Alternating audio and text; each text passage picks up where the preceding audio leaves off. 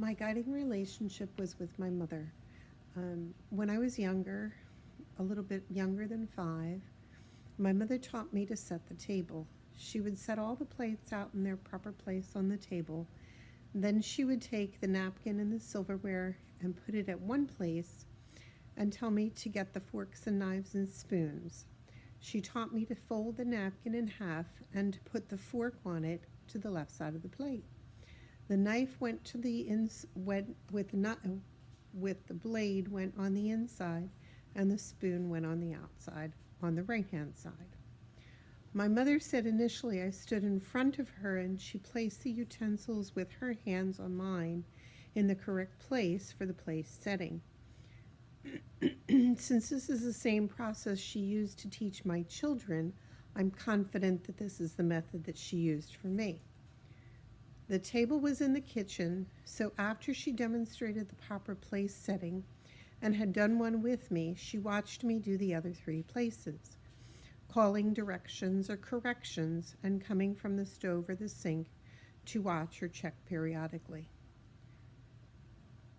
As children do, I set the table from the silverware drawer, one piece of silverware at a time, one place setting at a time. I'm sure this was not the optimal for efficiency, nor did I stay out of my mother's way so that she could move about our small kitchen quickly. But eventually I got better. I was able to select all the silverware at once and to place the plates down by myself, even though it would be many more years before I could get the plates out of the cabinet because it was in the upper left-hand corner by the sink, by the kitchen sink. I do remember when I was about 8 or 9, I would hop up on the kitchen counter and then get the plates down from the cabinets. My mother did not like this. She didn't like the fact that I had my grubby clothes on and I was sitting or standing on the counter, and that I was not very careful to make sure that the plates didn't drop and break. Fortunately, they did not. I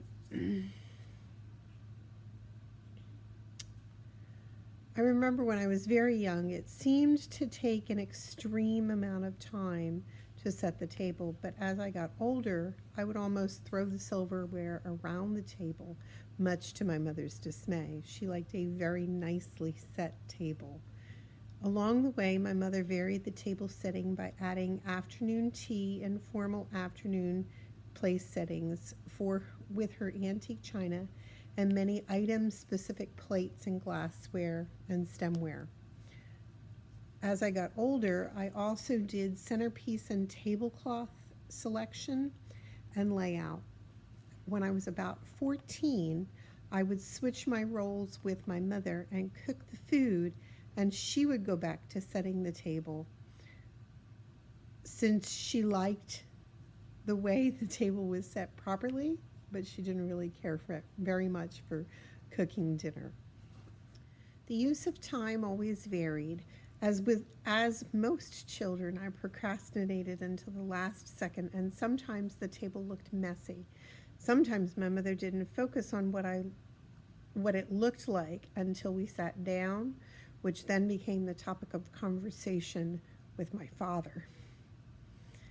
Since this was a simple daily task and this was easy to master, and though my interest and motivation ebbed and waned according to the meal being served, I was the only female child, and so it was my job until I traded it up as a cook at age 14. There was also my brothers and the TV to compete with during late afternoon preparation time, so there were things that were distractions that were always taking my attention away. Guidance and support came from my mother. When my middle brother, who is 3 years younger than I, was about 6, I diligently tried to teach him to do my chore and set the table.